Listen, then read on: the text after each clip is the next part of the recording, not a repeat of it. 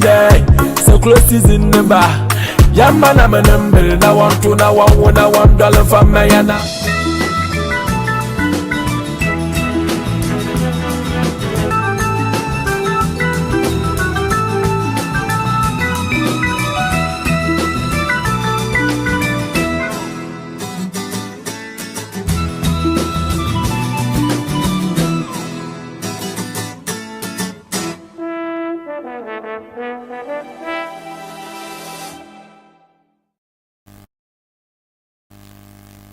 Mami Sanson Emma wakwa babiem Embra Coastal TV morning mix jumedie na oguso awoshen maka channel no digital 514 Sanson and your Facebook and YouTube here live and color de ho. Nti excuse bi ase onhwe morning mix anope.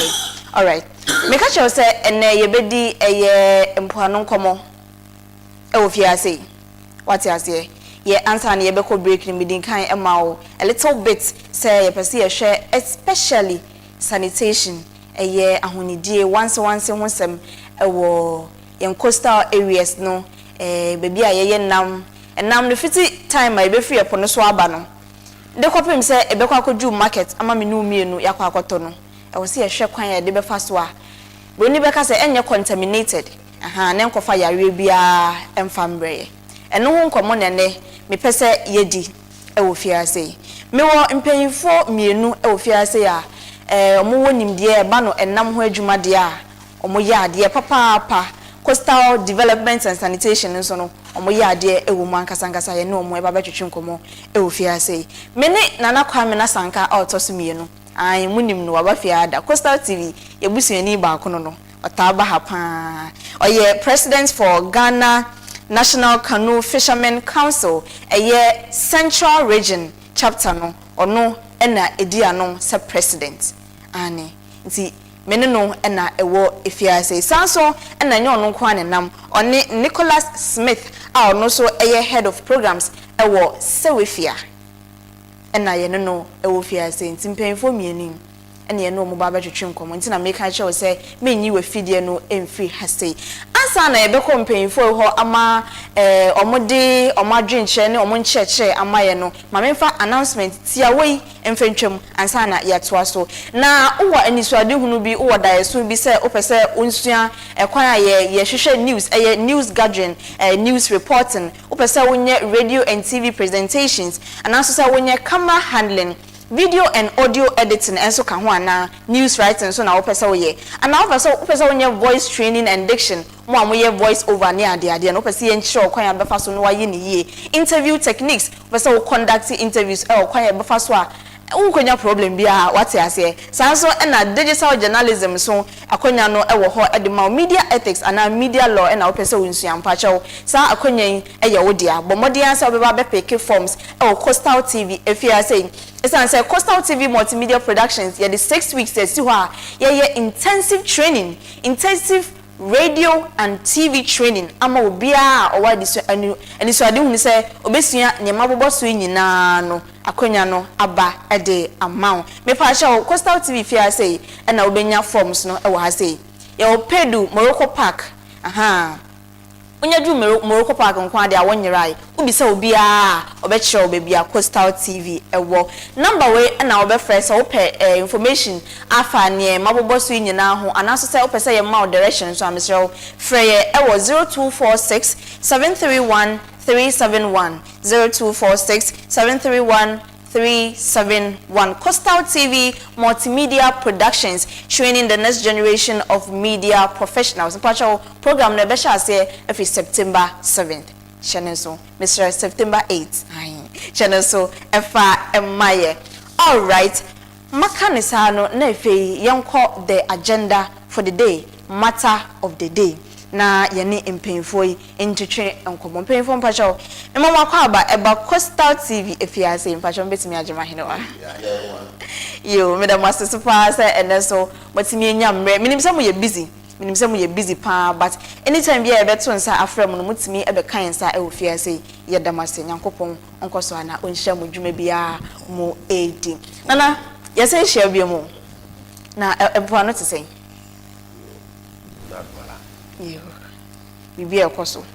A close season, so I'm say over and abana wie artisanal and semi industrial ye okay naka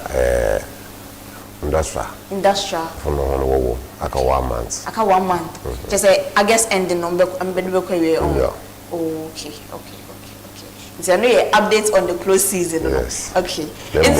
Okay. Them Sheraton. Light fishing. Chemical fishing. You may be a la otiapono. You cross zinzi no wobly. Wabla I'm a day now. Okay. Until very soon nine hours in a day. Crosses me over. It's no. I'd like to go up on okay. No, okay.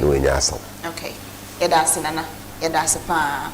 All right. And see, so many can so many Mr. Nicholas Smith on so if we CEWEFIA and Mr. Smith and Wakaba. CEWEFIA for one to say. Oh, be no way.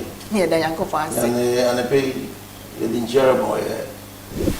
And nana or are you going mine? Okay. Nana, Doctor. Zata autodu you know the woman yet that's what papa Sunday so don't you be easy I got something not one of papa before the chairs of my hand a lady writer this is Peter Chikumsi I was a self-your wife also where you must it now self you are full let me say for no more you mean and up for my sure.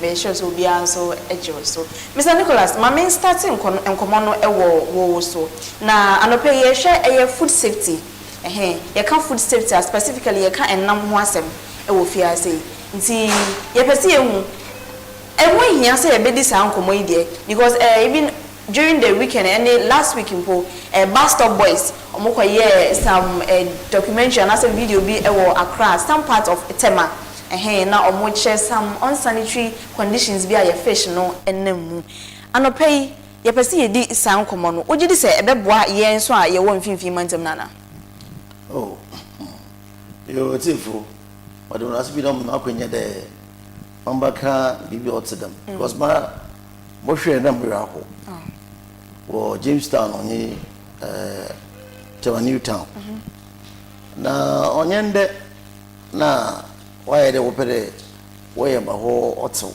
okay nyanga some de yan yewo but disciplinary technical committee a yes ye hwe safe education licensing scheme mo be misafu benya a certificate about the well certified fisheries as a warrior number papa go fedi okay the environmental hygiene onye sanitation department onye food and drugs authority regulators SANKA boom work with a from share the bush obaya once oboko do won join the woods them na ko ho a eho wo so tno wo to ball go wo je won go wo do be ni po boka wasama na onye principal ko ho wow wo ko se bio me wona why the one so or get to as well also say you want the way on who want a police river no come out wow some want to me here more the way no more you so one so here Sunday was the num was good for okay and I'm so say one me answer said num for is van yes you enjoy them is van see one kasa wo je one wo be wo henam na ro we was no so be good for na ko da hwe wo si e ho ta Hagidizia oya tete ntina bus stop boys won so what up 200 dey wo hwe why wo kwa na so bofoda wo be bibi okay no da aban so be wo sande wo bia mani wura na akoto ego obo so wo ye wonnam na aze wache na won yi no bodo platform sir no hata na modo sir David won bizafo ni ntase de odo wo go fuma na bo wo wontam happen so no so them as the offended what bring him that they ko to me pedi nti wona sam no dey order abanubem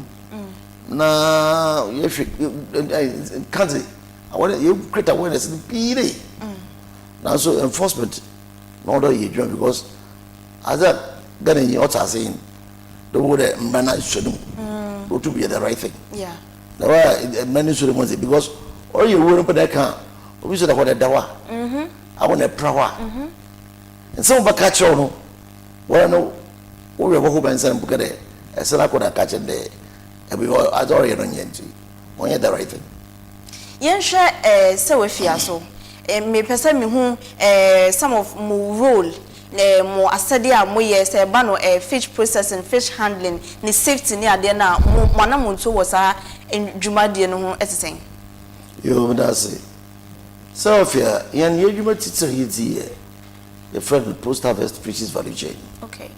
What if he put him up now was about kwakudu one the bako akoton amono se boke no moyo se waka chu se boho.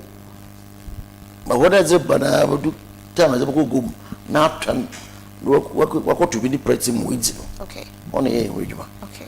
Number so air pre-harvest so on say ya for the car. Lord Yamana was a coupon or the woods in ye. Only there one cigarette or yamam. We know the petrol as a what is yam mama petrol you go yamana because we are not canamna. Sir. And I'm not contaminated. What was the icicle? I was walking on board first now. Was a good ice for the good box with ice in the Guma. Was a good. And my last one, on the boat. So when I saw by the slide, I'm near fresh. So you're not fresh, the man. Not so to my wow, and I watch you, and I wire my money, and I wire what to Namona. So I said, trap, the bone number, and never quick is it. I say, Mary, you. Yes, that's a catcher one day. The may in Durandubana.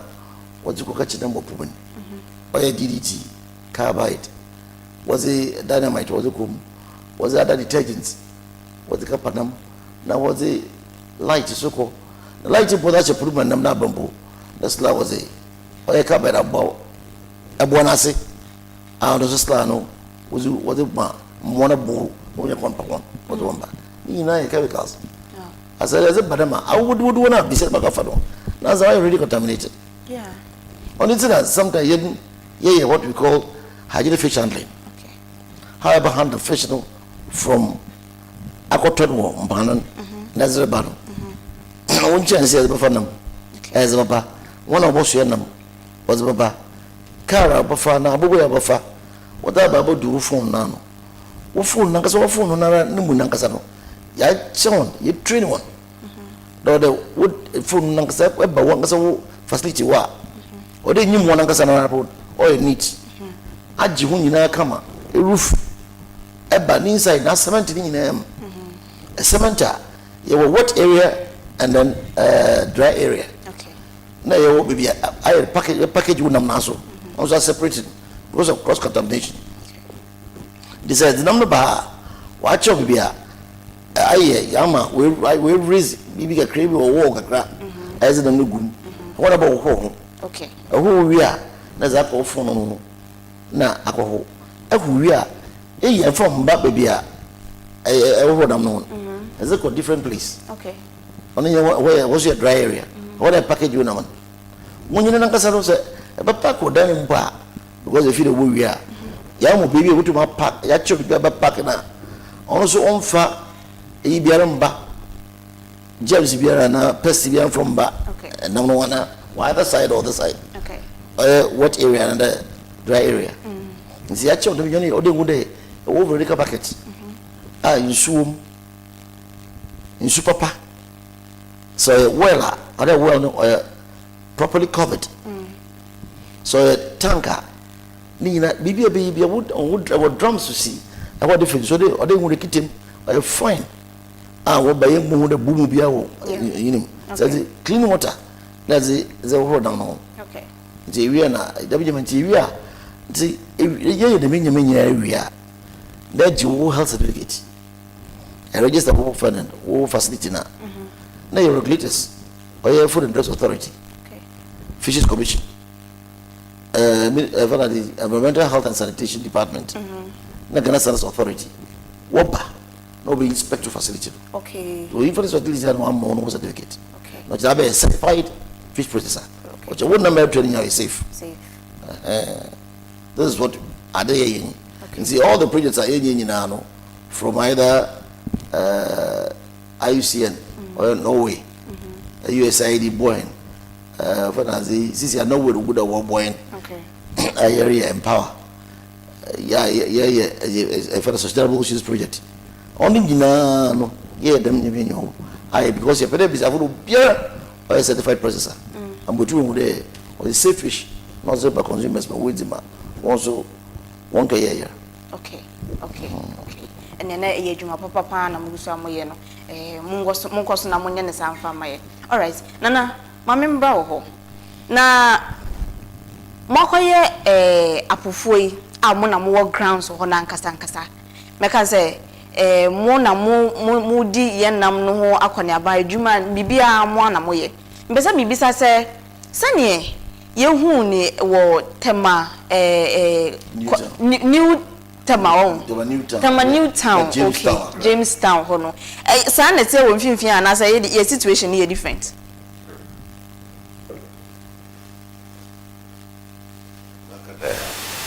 Difference be anymore. The company baby or a cream. Elmina. Commander. Okay. But the blame woman or yet. Sabe, nam na ngasa ye aza ye dru ayi peza no di ya the bank receive ha ya Okay. na so wa papa ni ya monza the kilo reason ya ba papa about dem ma me pay the king the company bi what is ho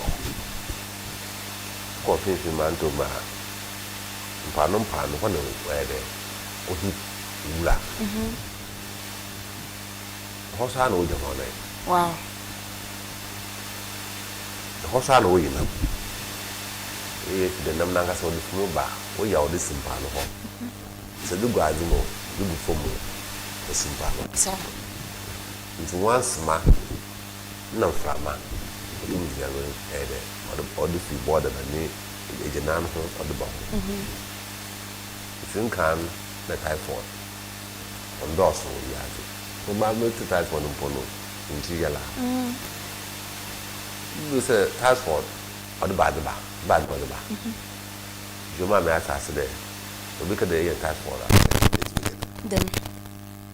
Here then, loud and easy. Been demonstration. So to be prevalent, and I my auntie. Ofi, Elibo, Okay. Newtown. This is a flower. You know, it's small. Your course, new far. The shams are so prevalent.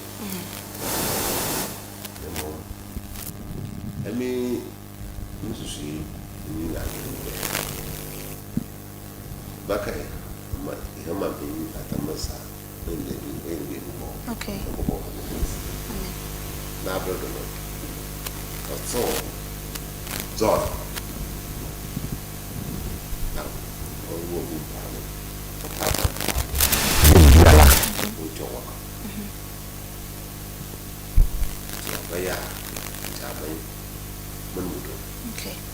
Yaw. Mano, Land Beach Enforcement Committee. Okay. La Beco. Mpamibia organ bia no. Which work. So based on that, in that which work on so I need ma all year. Some of our rock of my China. What do you want to Wow. maybe on a take off on 1 2. Lempono we bu elimpo amachi osumo no je wana okara na wakoko nti se yemu bibi be kan kra bomon obekenya no kwani ojuma ye ojuma bana tampa no ye anda se we could now pana too much happen. Okay. De bia so madam pana ho Oh, bro. Onam there where what dogs are all parents. You got to live no ba chire ma ji ta se wo o di si adi e ho nka no na fu gala ona popo no popo di no wa no nda ko ya fu ni san de ya ko mo wa ni wa fa ya kwada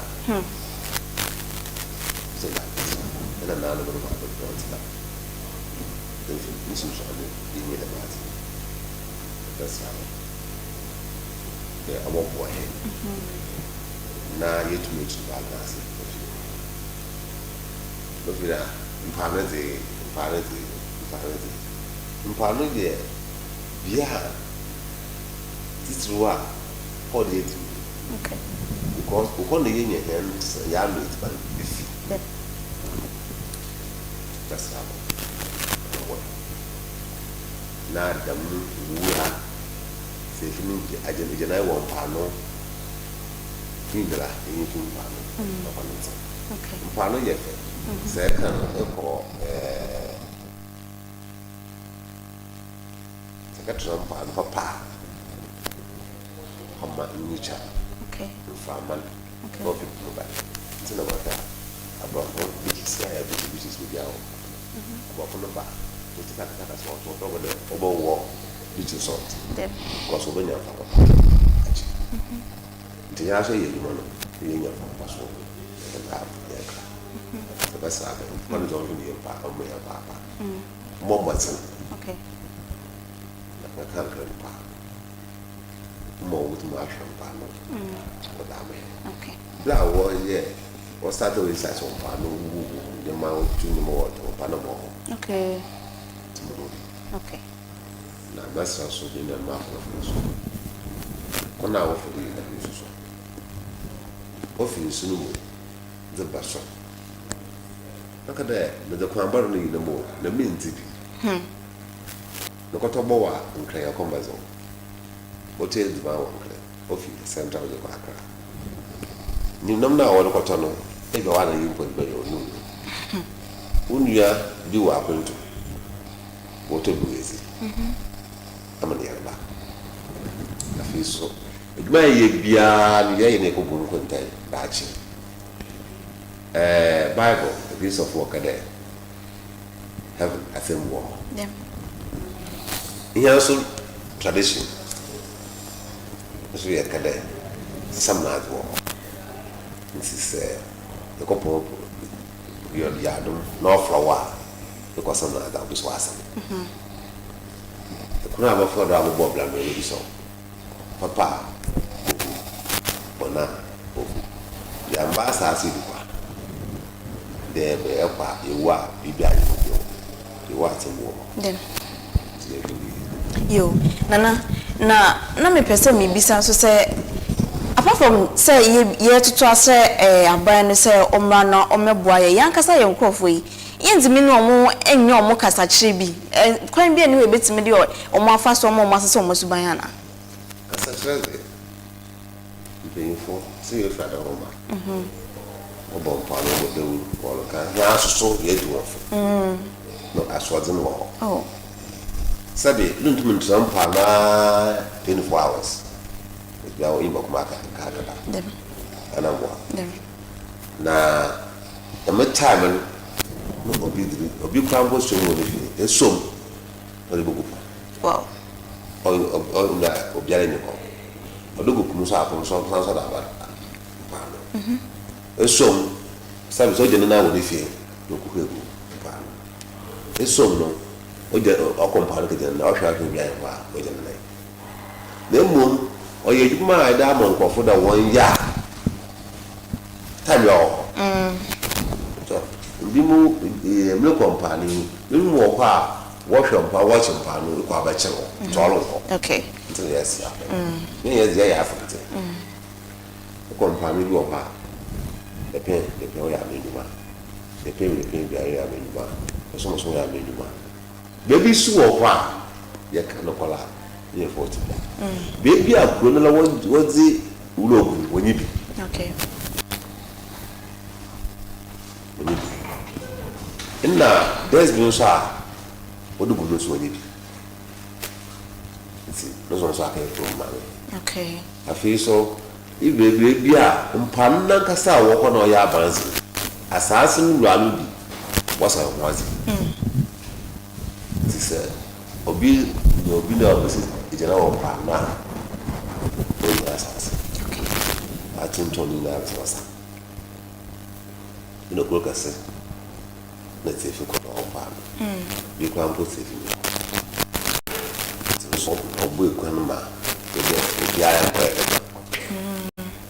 besa abai ama asase na obi de so ni won ko okay Lands Commission. We talk about the day no what for that back of documental aman register aman one back or we cannot that has the assassin register man one sampa no ho nko hwa assassin na register no blame no always so ya okay register man or what register but she's an a year with us some so on one pan so far as our is to document our identity with that then this some okay that assassin to do we jat to follow you man na be okay the president in what we assassin for mind then should get order in the mind this time be Allah all the way jat to one okay biala de asagba bada on register one sound copy assassin okay order okay register am ya assassa na say okay obviously defense mabo si defense over here contract na kada on my hand we start to try as am on ya assassin oh yes it's a bad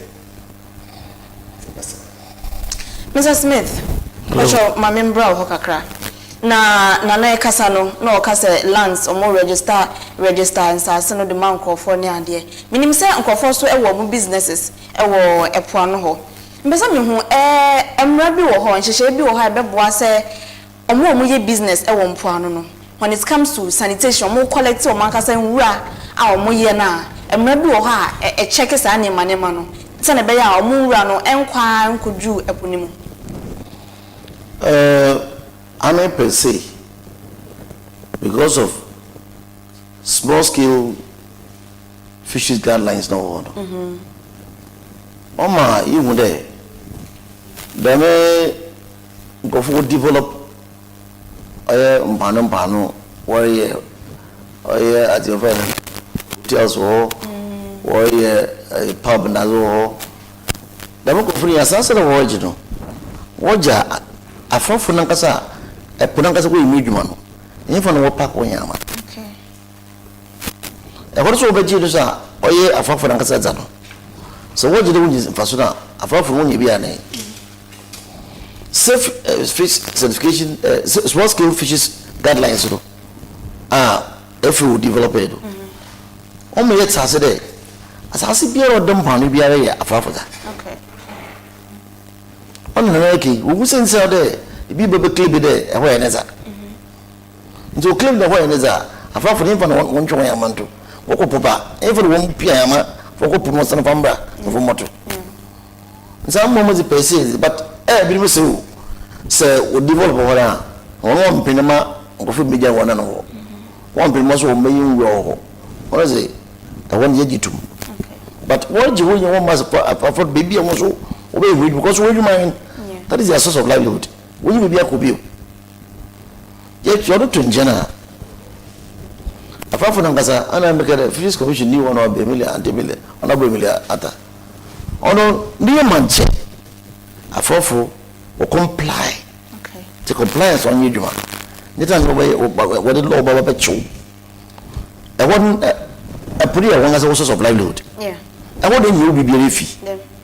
In some things, I want you to be a fee. In the police. Because I put on the health are very important, or paramount. I put here once over here. The apple must remain healthy always. Okay. When I go to Europe and I share a European pan, look at how clean the place is. But Ghana was beautiful. What do one call a fantasy Dubai? No, call Dubai, man, no shit. What's a venerable and venerable water polo by a sonko? Wow.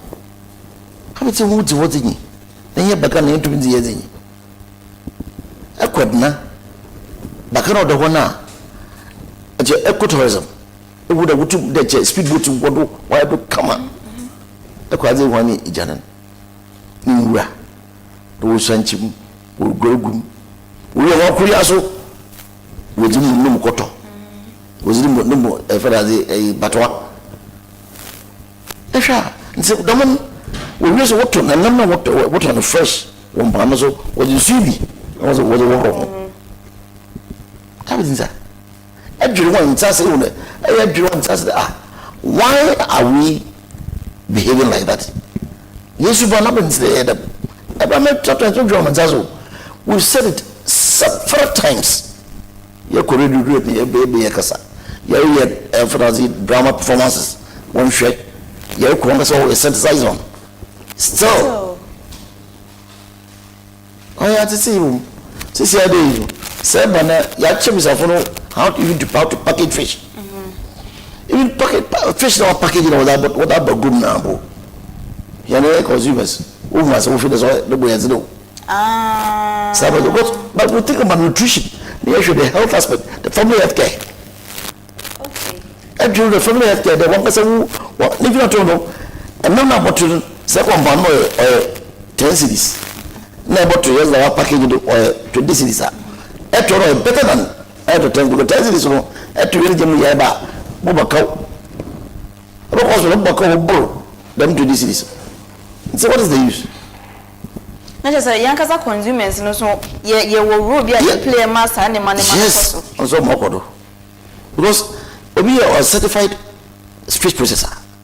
What no matter what package in the camera or the two. That's what I'm on to the Motoma. What is happening now? Or one small bone on the motor.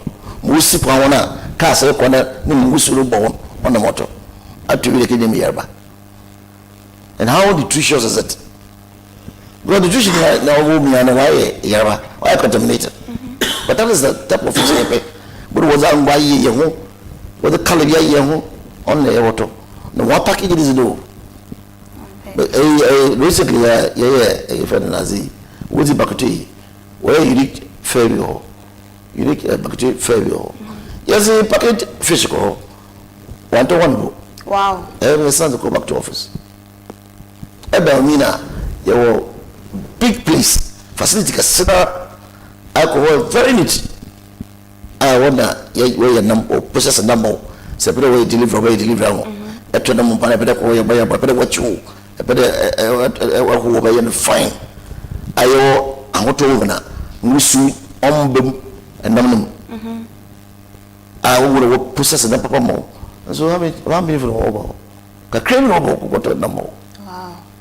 Because you was the P or what the number was a papa once a born over. It's even as well consistently very soon by October, maybe a Central Regional Fish Fair. Yes, about last year, a year. 2 years ago, KWAMENA. Last year, okay, post at the Central Park. This year, she got at the Central Park. About the processed fish, or Yanda. Never even why. Or you are more packaging fine. Okay. Oh, no more fish, so put on through. So it's a little. Almost a box. Yes. Why a powdered fish? Your shrimp powder, your fish powder are very good for the children. Very good for nursing mothers. Very good for pregnant mothers. You know, but what want to? What was them? I feel no reason. But I also nutritious. Yeah. On a way to my boy as a as a family, you know to my boy. But they don't want this type of well packaged fish. Wow. Open my pumpum. On the open the since I know my 1 million day. Or minimum. The Fishes Act 1146. Access to 1146. Or room there. In about 2 years' time, one year or to them you. Okay. But they would have bottom number a certified fish processor. A who has a certificate. I would work as a facility, you know. They would do the requirements, meet the requirements. My share, greatest share, one more certificate, much like a certified processor, before you be allowed to sell fish to the public. So, but no one will go to consumers check. The one you could go ma one certified fish processors. Don't want to know about you. Now I'm on fear when you're good health, when you're safe fish windy. Because the little fish, you will feel no windy. But kidney problem will be pinya of you. But the very enjoy because if you don't matter them, but then go on another by fear. Oh, my can show. Yeah. But that for me the my year. This all would but no one tell them now. Among them here. Because calculus fish dinner was a bar. A honor yen you turn. So then the bar. Let's say a penalty, BBA one, I the bacteria one. About washing. Okay. No, about washing. And see, Obama or neat, no hosa, or the all one, about hold a camera. Okay. And see, action in your other way, which has in your Shasomazi, or the shitty, or the hold the sound time, or your number all the sound, or package it over the sound, liquid soup, not clean water, the sound. The when you action before about packaging that lady, you put which I want the sound. So, I should be part of you as a certified fish processor. Or we be a need. But look at multiple group work on because if you don't get training, when you're trading, see, or call the Gujano. People catch you, some over one, and I don't know, but they'll give you a lot of excuses. And also, because I got to know that travel book if you let's have a trouble, but you are one. Oh, come on. Well, people the base to be as a whole before now, or what you watch. I mean, them no one them. If you control, say, if a baby facilities or Yanawa, there's a Kotukus or Yanawa. I went to them doing it. The woman, but no good. No, was it Seattle? Because when you want to read it, it's already behavior.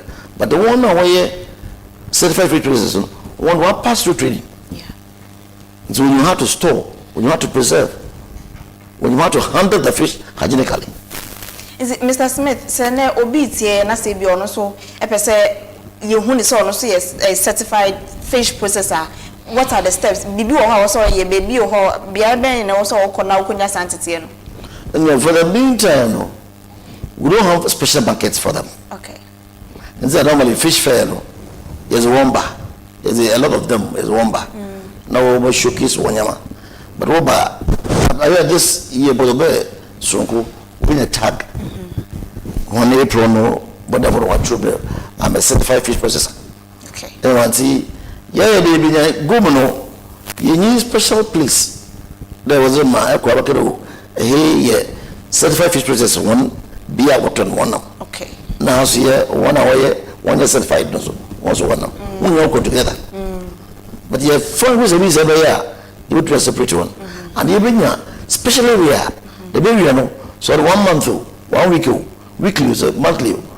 We walk water and I go out, a bone or a certified fish consider water, safe fish. Okay. Was our consumers. Okay. Only good ideas, yeah, you know, everybody. All right. And we are doing it together with the assembly, non-fisheries commission.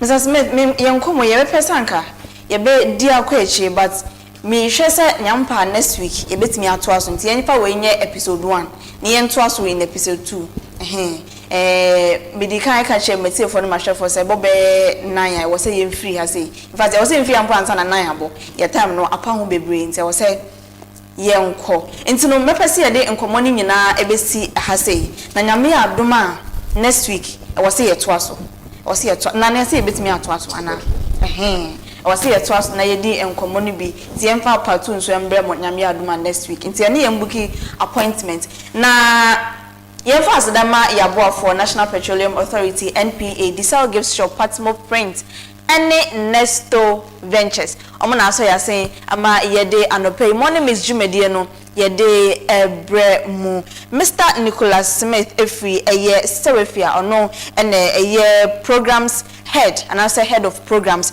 ewo ho mensanso aka na KWAMENA SANKA otoso mienu ono so president for Ghana National Canoe Fishermen Council Central Regional Chapter no ono eneda no aye no mu edi enkomo hwehwam ti sei ni omo kan nyina enkamfo ano ni hia ne say at the end of the day no yebedi ehuni ohun yedi ehuni undi huni wo fie ne watare hye mu nko a na emum no bebi a yeye edwuma no so ehu hia pa nti yebesere yekoto dwogu fom aye nsada ye nsayem ye apofo no omo ye nam no ho adwuma ede maye no ye de ni ho bio ye hu nti mo a na mbesimi aboa ye e wasa kwan no nti yesere munye ni ye mfa maye why yesere mo a munye ni ye mfa maye na eha na emre ne nkra bebe ma ye kwan me ade dwumadi ni na aba na wie na emom nyame adoma next week ye beto aso ye da ase bebia wo bia na we fidie eda Coastal TV digital channel 514 wo share wo Facebook and YouTube so no ye da ase pa se oni ye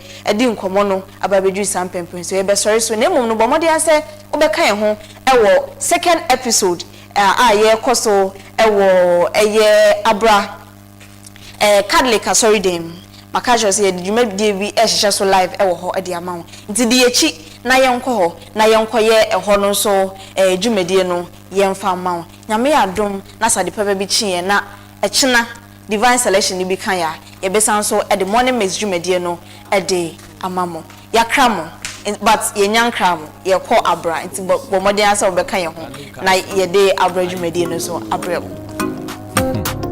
Kwame Kofi Kinata Nyame no bo ni wiase no bo epu kesi na numu nyame yina